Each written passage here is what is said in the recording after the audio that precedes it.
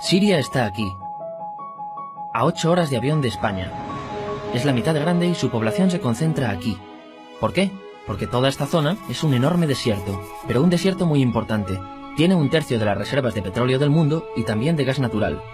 Según algunos, el nuevo petróleo. Para sacarlo de aquí y llevarlo a Europa, hay que rodear toda esta península y salir por el canal de Suez. Como te puedes imaginar, aquí te cobran. Pero hay otra manera más fácil, la línea recta. El que controle estas tuberías las puede abrir y cerrar, como un grifo. Si no pagas, no hay petróleo, ni gas. Esta región es increíble. La civilización en el planeta empieza en 3 sitios y este es uno de ellos. Mesopotamia, aquí. Sumer, que te sonará menos, pero es donde empieza todo, aquí también. ¿Recuerdas la Torre de Babel de la Biblia? La hicieron estos tíos. Egipto, aquí. Siempre ha sido un punto de contacto entre Oriente y Occidente, dando a Asia salida al Mediterráneo. Quizá por eso aquí nacen las principales religiones monoteístas, el judaísmo, el cristianismo y el islam. El islam es el último que llega y de hecho acoge a las 2 anteriores. Adán, Noé, Moisés, Jesucristo son considerados profetas islámicos. Bueno, al grano. Como la zona es brutal, todos han querido controlarla y siempre ha estado dentro de algún imperio.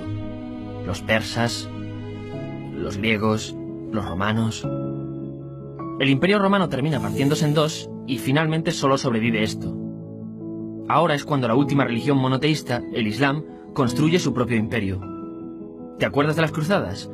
Bueno, pues son los europeos cristianos intentando recuperar esta zona de la que estamos hablando. Los últimos en llegar son los turcos, que ojo, no vienen de Turquía, sino de muy lejos en Asia, junto con Gengis Khan. Lo conquistan todo y fundan el Imperio Otomano. El Imperio Otomano se queda ahí hasta la Primera Guerra Mundial. 600 años. Cuando acaba la Primera Guerra Mundial, aparecen pequeños países donde antes estaba el Imperio Otomano. Y por primera vez vemos a Siria en un mapa. Hasta ahora la habíamos dibujado para no perdernos. ¿Y quién se inventa estos países? Bueno, lo que te voy a contar es alto secreto. O lo era en 1916. Este súper secreto se llama Acuerdo de Sykes-Picot. Los franceses y los ingleses no podían derrotar solos al Imperio Otomano. Solo podían si les apoyaba la gente que vivía dentro. En su mayoría árabes. ¿Cómo se los ganaron? Pues les prometieron la Gran Arabia, un país solo para ellos. El único problema es que era un timo. Antes de seguir, recuerda una cosa. Los árabes son un pueblo, pero no una religión. O sea, un árabe puede ser musulmán, puede ser cristiano, y antes del Islam parece que hubo tribus árabes con tradiciones judías. Bueno, pues a los árabes no les dieron ese único país que les habían prometido. En su lugar, franceses y británicos crearon muchos países pequeños. Estos países, obviamente, no eran países de verdad, sino zonas bajo su control, con gobernantes puestos por ellos. Durante este tiempo hacen lo que quieren con la zona. Recuerda que hay petróleo. Siria, aunque no tiene grandes reservas, tiene fácil salida al mar. Y Francia, que es la que se ha quedado con Siria, se lo da a compañías extranjeras. Después de la Segunda Guerra Mundial, los europeos se van. En el caso de Siria, son echados a patadas. Pero antes de irse, crean otro estado, Israel. No es el momento de hablar de ello, pero es un estado muy polémico que sus vecinos no reconocen. La prueba es que nada más irse los británicos, todos estos estados lo atacan. La zona, a partir de ahora, va a ser una bomba de relojería. Y mientras, ¿qué pasa en Siria? Bueno, pues no es muy estable. Tiene golpes de estado constantes.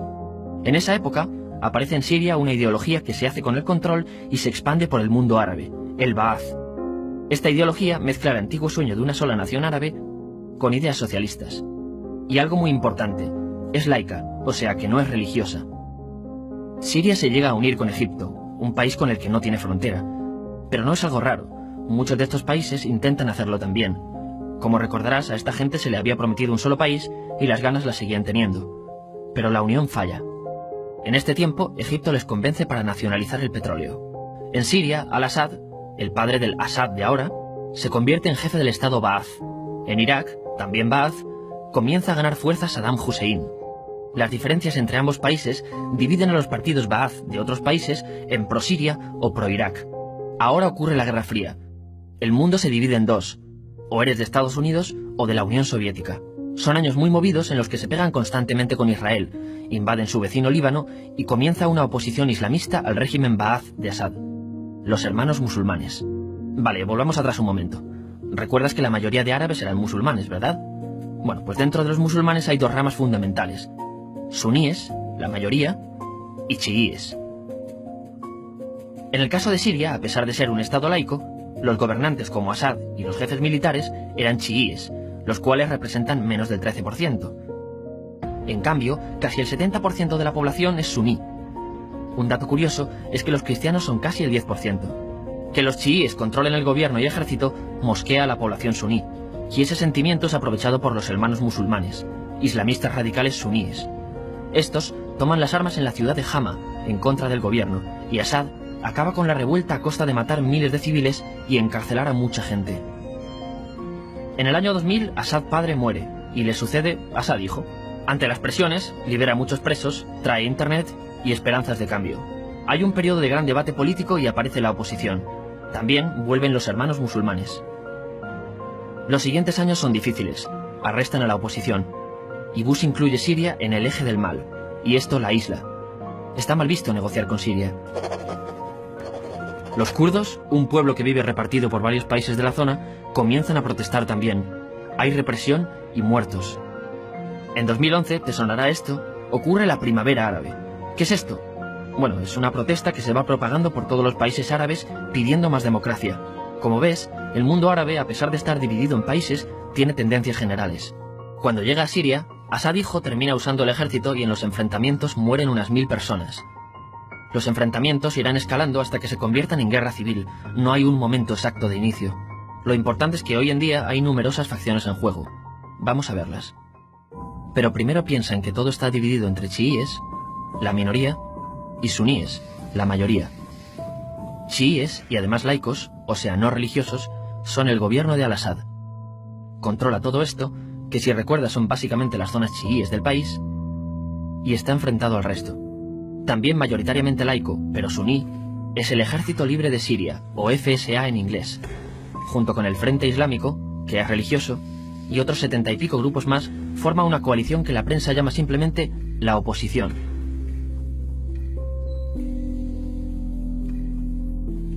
También suníes e islamistas, pero radicales, son Al-Nusra, llamados Al-Qaeda en Siria porque son básicamente eso, Al-Qaeda en Siria.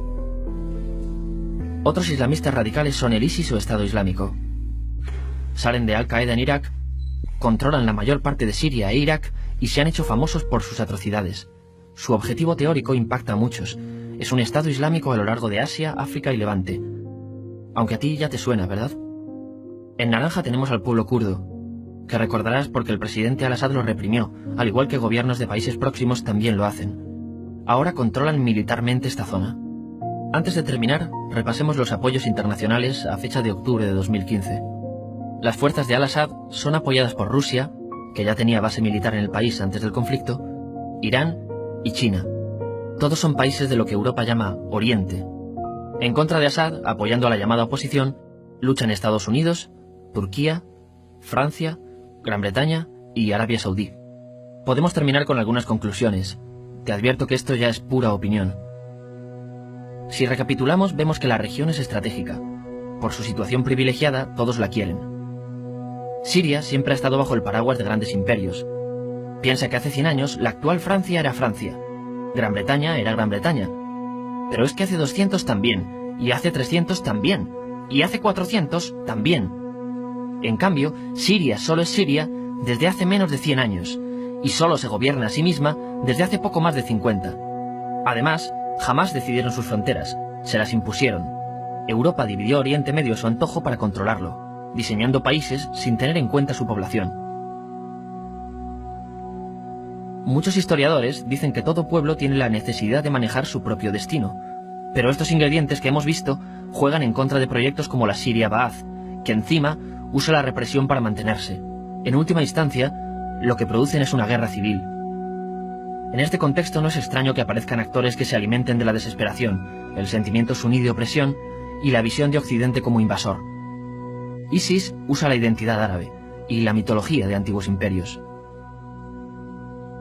Cuando quieras entender el presente, pregúntate, ¿y el pasado?